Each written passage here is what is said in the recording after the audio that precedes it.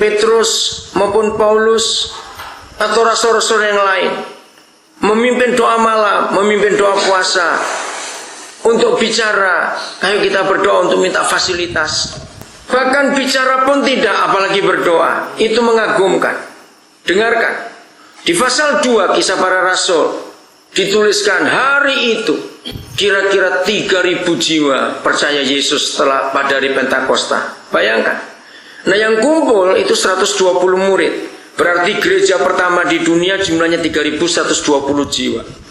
Lalu ayat 47 berbunyi demikian. Dan Yahweh menambahkan jumlah mereka setiap hari dengan orang yang diselamatkan. Coba saudara renungkan. Kalau jumlah pertama 3.120, lalu setiap hari yang Maha Kudus menambahkan jumlah mereka dengan orang diselamatkan. Bisakah kira-kira ngitung? Kita ngitung sebulan bisa nggak 5.000 jiwa? Pasti lebih. 2 bulan, 6 bulan. Nah saudara, kita bayangkan hari itu, zaman itu di Yerusalem hanya ada 2 gedung besar. Satu Istana Herodes, 2 bait suci.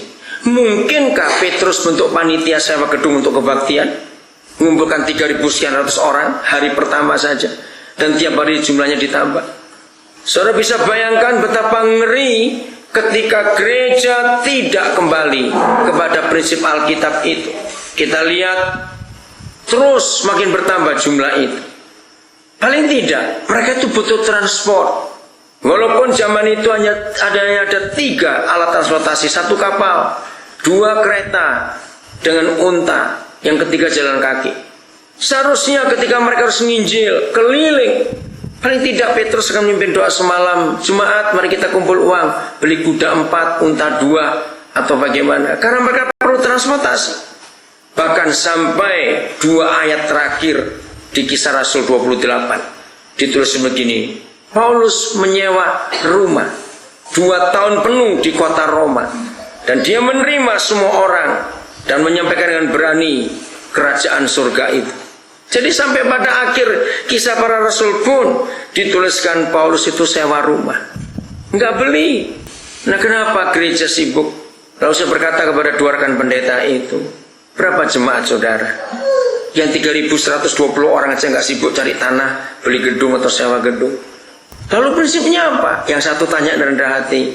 Prinsipnya saya bilang, kalau kita mengutamakan orang, maka Tuhan akan menyiapkan fasilitas. Itu prinsip yang ada. Kita sudah berjalan sekian tahun dalam pelayanan ini. Coba, baik yang baru bergabung maupun sudah lama, pernahkah kita doa untuk fasilitas selama ini?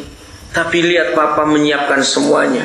Kenapa? Karena ketika kita ngurus orang-orang itu, otomatis nanti Papa yang punya orang-orang itu akan ngerti sendiri. Saudara, inilah salah satu konsep back to the Bible, kembali kepada Alkitab. Jadi saya berkata kepada 2 rekan pendeta itu, jadi apa yang tidak ditulis di Alkitab sebetulnya itu yang dikerjakan gereja, banyak gereja, tapi justru yang ditulis kita nggak mau melakukannya. Kaget mereka saya bicara begitu. Maka itu 2 hal ini perlu kita pegang dalam hidup ini. 1, apa saja yang Yesus pernah buat, ikuti itu. 2, aplikasikan semuanya pada firman Tuhan. Alkitab bilang apa? Alkitab bilang, yakinkan itu saudara. Bertahun-tahun, kalau saya nggak berkata sudah 36 tahun saya hidup dengan Tuhan. 26 Agustus yang lalu saya mensyukuri 36 tahun saya menjadi hamba Tuhan. Dan selama 36 tahun ini saya melihat betul Papa itu setia. Selama kita ngurus orang, Papa akan siapkan fasilitas itu.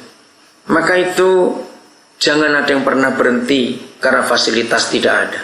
Jangan pernah kecewa ketika keadaan menyakiti kita. Hidup seperti Yesus hidup. Maka kalau kita mau hidup seperti Yesus hidup, kita akan lihat nanti kemuliaan Tuhan itu sungguh nyata dalam diri kita masing-masing. Jadi saya ulangi lagi, paksakan diri kita memegang 2 hal ini. 1, ikuti Tuhan Yesus. Lakukan apa yang Dia lakukan. Aplikasikan. Dalam keadaan apapun juga, kita tahu waktu Yesus Tuhan kita ngalami ini bagaimana keadaan. Begitu pula firman Tuhan. Kita pegang firman. Kita pegang